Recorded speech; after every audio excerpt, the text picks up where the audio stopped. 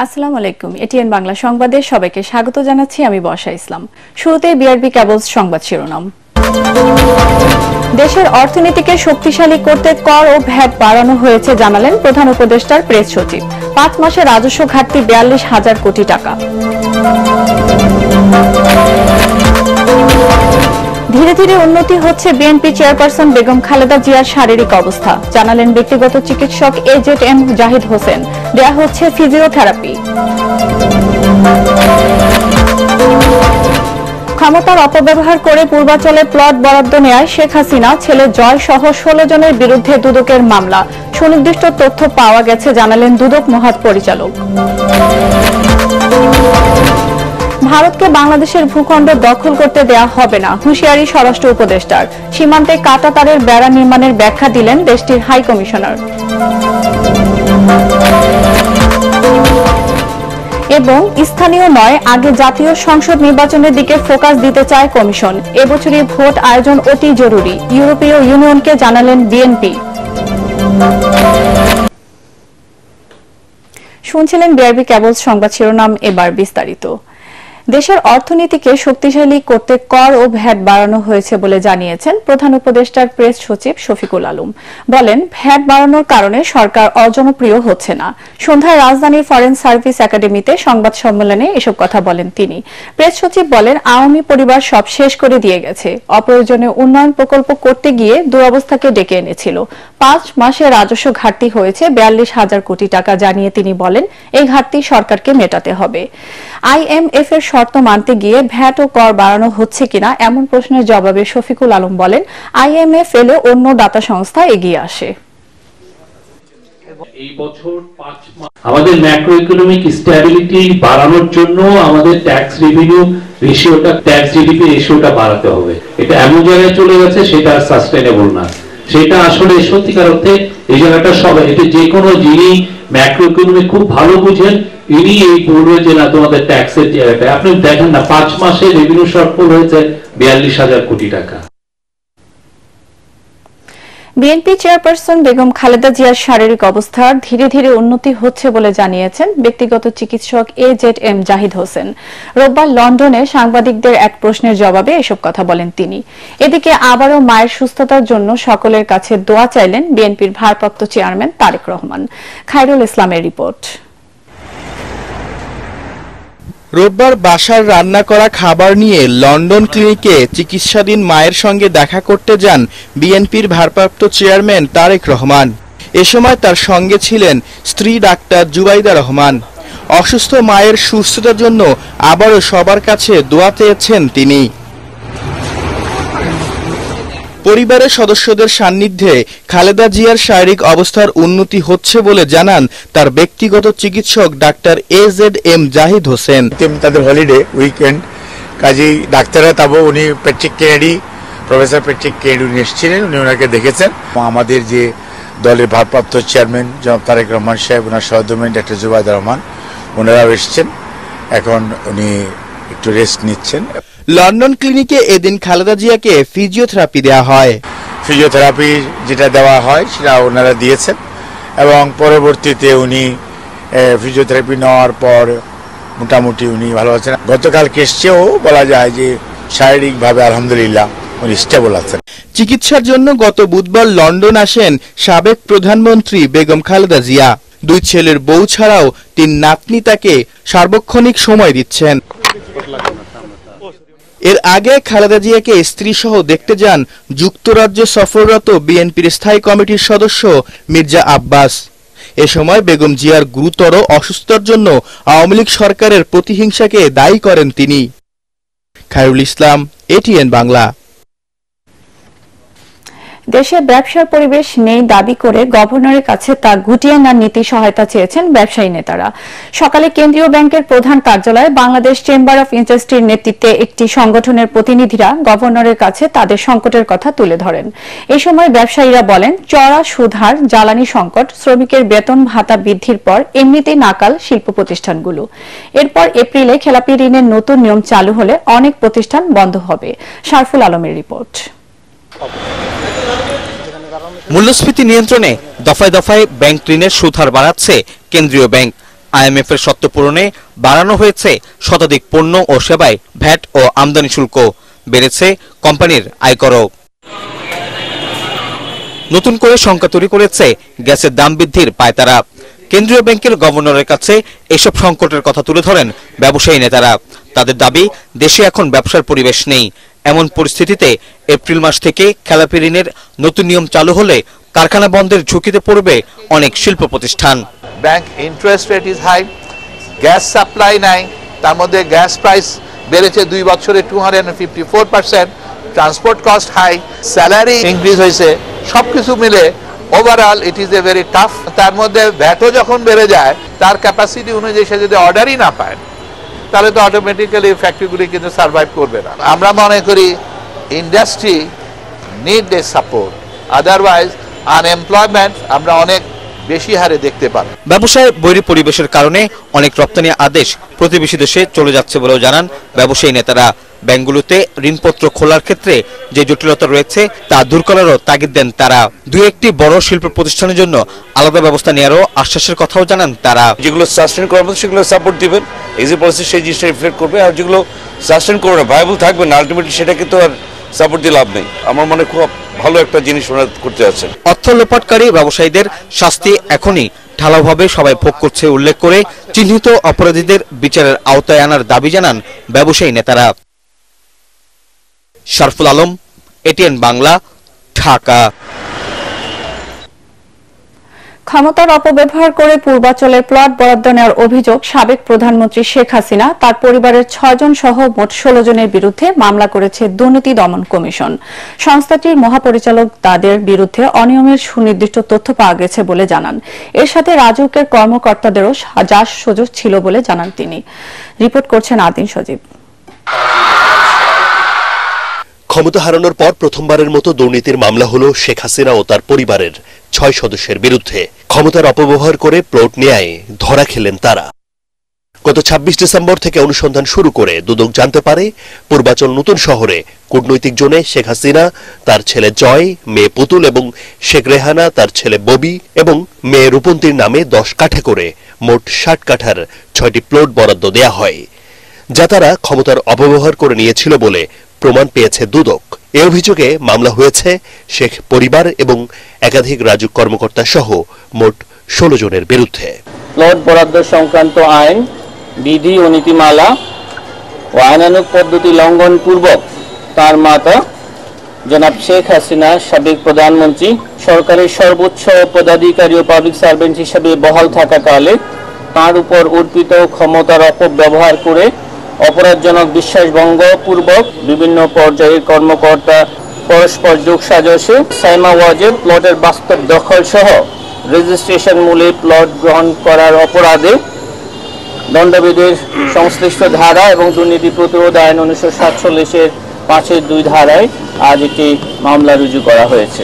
এর সাথে জড়িত রাজুক সহ অন্য সরকারি কর্মকর্তাদের বিরুদ্ধে ব্যবস্থা নেওয়ার কথা জানিয়েছেন দুদক মহাপরিচালক। তারা এই প্লট বরাদ্দের সাথে যে পর্যায়ের কর্মকর্তা এবং যে বেনিফিশিয়ারি যারা আছেন সকলকে এখানে অন্তর্ভুক্ত করা হয়েছে। এছাড়া তদন্তকালে যদি তদন্তকারী কর্মকর্তা মনে করেন এখানে আরো কারো সম্পৃক্ততা আছে বা আরো সম্পৃক্ততা তিনি পান, তাহলে তাদেরকেও এই মামলায় অন্তর্ভুক্ত করা হবে।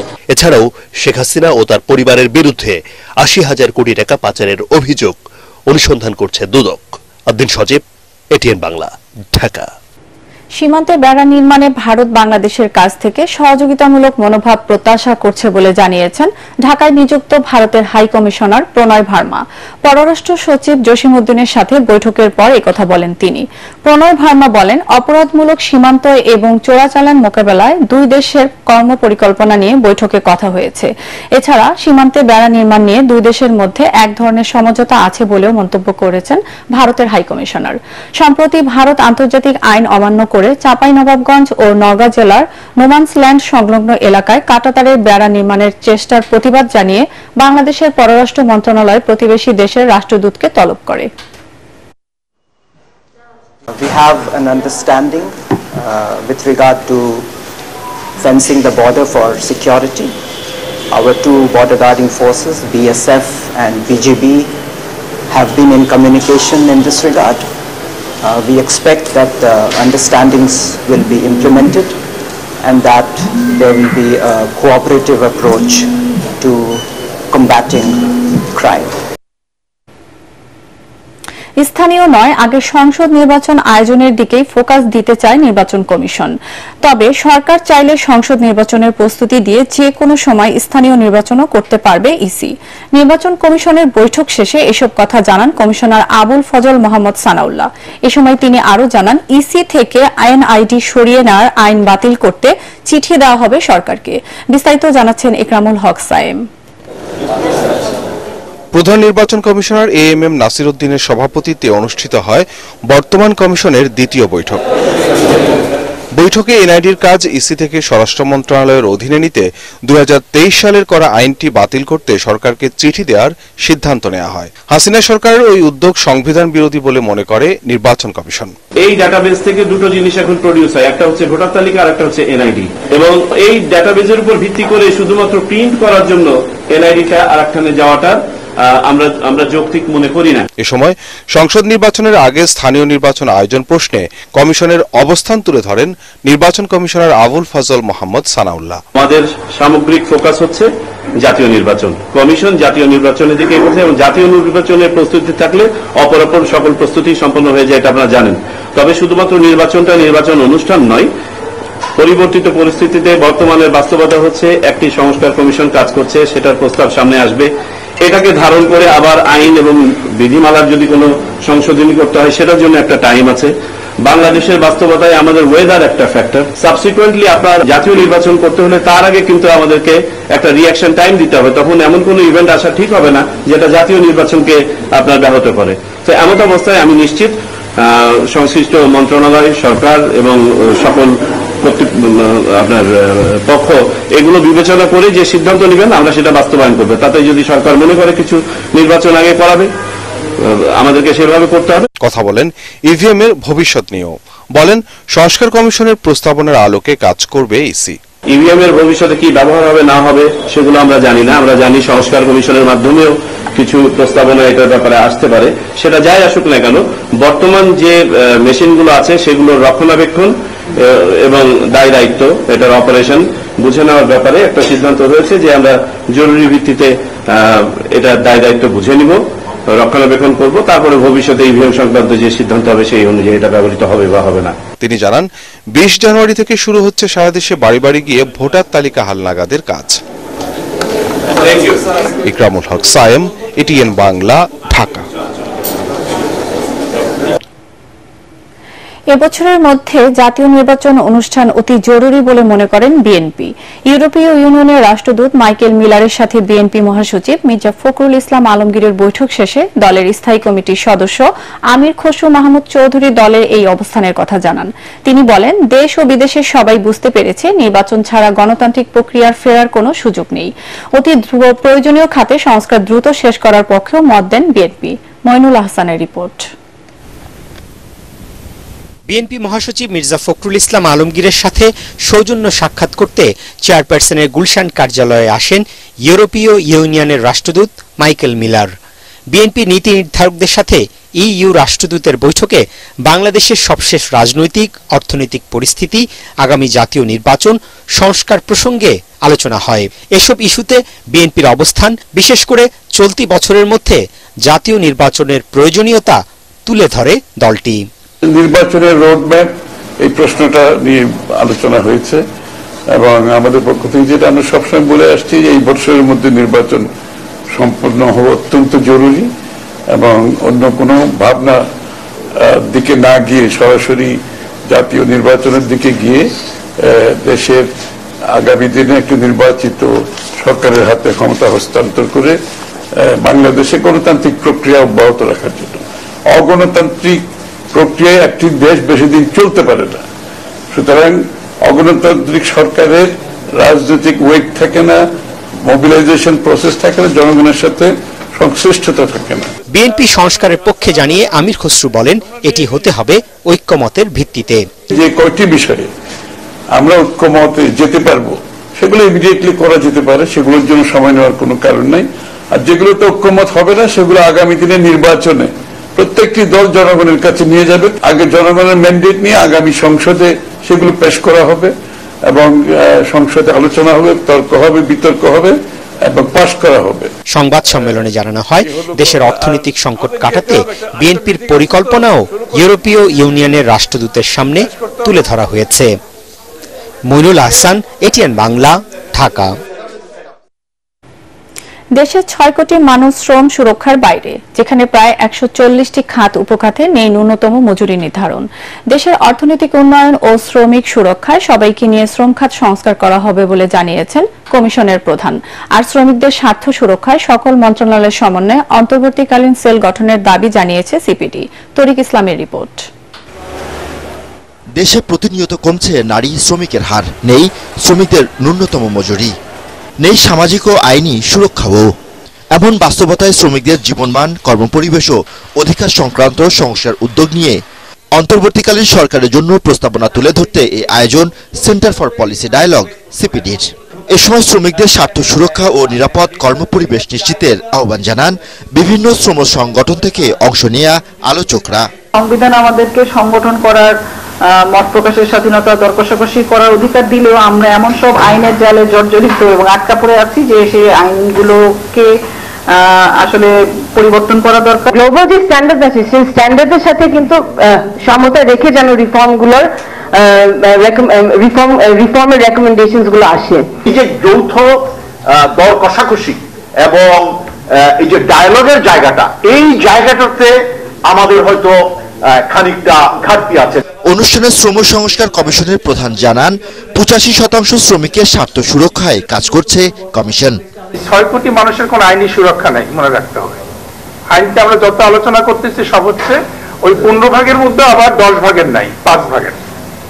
আউটসোর্সিং কর্মচারীদের নেই, হ্যাঁ, আপনার জুনিয়র অফিসারদের নেই, তো এরকম অনেক বাদ দিলে তাহলে যখন আমরা 85 ভাগের কোন আইনি সুরক্ষা নাই, কোনো মজুরির মানদণ্ড নাই, সে কার কাছে কত টাকা চেতে পারে, তার কোনো সামাজিক নিরাপত্তা কর্মসূচিতে অংশগ্রহণ নাই। আর সিপিডির গবেষণা পরিচালক খন্দকার গোলাম মুয়াজ্জেম জানান, শ্রমিক স্বার্থ সুরক্ষায় বাড়াতে হবে প্রাতিষ্ঠানিক সক্ষমতা। যারা কর্পোরেট সেক্টরে রয়েছেন তারা হয়তো যথেষ্ট প্রস্তুত রয়েছেন, কিন্তু ইনফরমালি সেক্টরে যারা রয়েছেন তারা হয়তো এখনই প্রস্তুত না পুরোপুরি সেগুলো করার। সুতরাং ধাপে ধাপে একটি কার্যক্রম নিতে হবে সাপ্লাই চেইন ভিত্তিক, মন্ত্রণালয় ভিত্তিক, যাতে ধাপে ধাপে বড় ছোট মাঝারি যারা রয়েছেন, গ্রুপ অফ কোম্পানি যারা রয়েছেন, দেশি বা বিদেশি কোম্পানি যারা রয়েছেন, দেশে কাজ করছেন, তারা যাতে ধীরে ধীরে এগুলো বাস্তবায়নের ব্যাপারে অনুবর্তী হন। এ সময় শ্রমিকদের স্বার্থ বিরোধী আইন সংস্কারেও দাবি জানান বক্তারা। তরিক ইসলাম, এটিএন বাংলা, ঢাকা। বিগত সরকার খেলাধুলাকেও রাজনীতিকরণ করেছিল বলে অভিযোগ করেছেন বিএনপির কেন্দ্রীয় নেতা ও সাবেক মন্ত্রী রুহুল কুদ্দুস তালুকদার দুলু। বিকেলে নাটোরের সিংড়া উপজেলার কলম স্কুল মাঠে স্থানীয় বিএনপি আয়োজিত শহীদ জিয়া স্মৃতি ফুটবল টুর্নামেন্টের ফাইনাল খেলায় প্রধান অতিথির বক্তব্যে এসব কথা বলেন দুলু। তিনি বলেন, জুলাই বিপ্লবের পর দেশের ক্রীড়াঙ্গনে রাজনীতির বহু থেকে মুক্ত করা হচ্ছে। ভবিষ্যতে খেলাধুলাকে রাজনীতির বাইরে রাখা হবে বলেও মন্তব্য করেন দুলু। এ সময় বিএনপির জাতীয় নির্বাহী কমিটির সিনিয়র সদস্য সাবেক এমপি অধ্যাপক কাজী গোলাম মোর্শেদ, সিংড়া উপজেলার বিএনপির আহ্বায়ক আনোয়ারুল ইসলাম আনু সহ জেলা নেতৃবৃন্দ উপস্থিত ছিলেন। ফুটবল বাংলাদেশের, ক্রিকেট বাংলাদেশের সমস্ত কিছুই রাজনীতি মুক্ত থাকবে। আমরা চাই অতীতে যা কিছু হয়েছে, আমরা চাই আগামী দিনে সর্বজনীন যারা খেলোয়াড়, যারা খেলার সম্বন্ধে অভিজ্ঞ আছে, যারা নিউট্রাল, যাদের যোগ্যতা আছে, যে সমস্ত ক্রিকেট খেলোয়াড়, যে সমস্ত ফুটবল খেলোয়াড়, তারাই অংশগ্রহণ করতে পারবে, তারাই সুযোগ পাবে। তার ব্যবস্থায় আমরা অন্তর্বর্তীকালী সরকার, আগামী দিনের সরকার এটাই পালন করবে। আমি আশা করি যারা যোগ্য খেলোয়াড় তারা এগিয়ে আসবে। আগামী জাতীয় নির্বাচন অনেক বেশি চ্যালেঞ্জিং হবে, তাই নেতাকর্মীদের আরো বেশি জনসম্পৃক্ততা বাড়ানোর আহ্বান জানিয়েছেন ঢাকা মহানগর উত্তর বিএনপির সাবেক আহ্বায়ক সাইফুল আলম নীরব। কেন্দ্রীয় কর্মসূচির অংশ হিসেবে রাজধানী নাখালপাড়ায় 25 নং ওয়ার্ড যুবদলের কর্মী সভায় তিনি একথা বলেন। নেতাকর্মীদের দলীয় ঐক্য ও শৃঙ্খলা ধরে রাখার আহ্বান জানিয়ে নীরব বলেন, বিশৃঙ্খলাকারীদের বিএনপিতে ঠাঁই হবে না।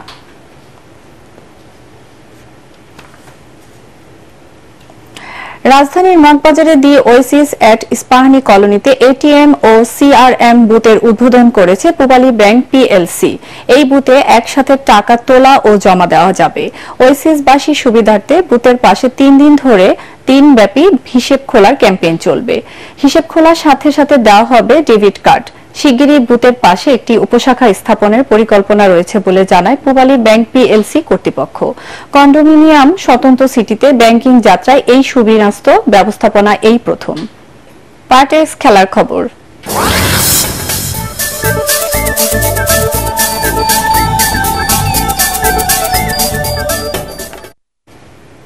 লিটন দাসকে বাদ দিয়ে আইসিসি চ্যাম্পিয়ন্স ট্রফির জন্য 15 সদস্যের দল ঘোষণা করেছে বিসিবি। সবশেষ ওয়েস্ট ইন্ডিজের বিপক্ষে সিরিজে থাকা শরীফুল ইসলাম, হাসান মাহমুদ এবং আফিফ হোসেনকেও রাখা হয়নি স্কোয়াডে। মিরপুরে আনুষ্ঠানিক সংবাদ সম্মেলনে প্রধান নির্বাচক গাজী আশরাফ হোসেন দিলু দল ঘোষণা করেন। রিপোর্ট করছেন এসএম আশরাফ। বাতাসে থাকা গুঞ্জনে সত্যি হলো, সাকিব আল হাসান, তামিম ইকবালকে নিয়ে সংশয় ছিলই। বাদ পড়ার তালিকায় লিটন দাসের নামটিও শোনা যাচ্ছিল। 15 সদস্যের স্কোয়াডে পারভেজ হোসেন ইমনের নামটি কিছুটা অপ্রত্যাশিত। প্রধান নির্বাচক জানালেন কেন, কি কারণে লিটন দাসকে রাখা হয়নি। দীর্ঘদিন ধরে এই একই ফর্মেটে রানের তীব্র খরায় ভুগছে। আউটের প্যাটার্নগুলো অনেকটা একই রকম।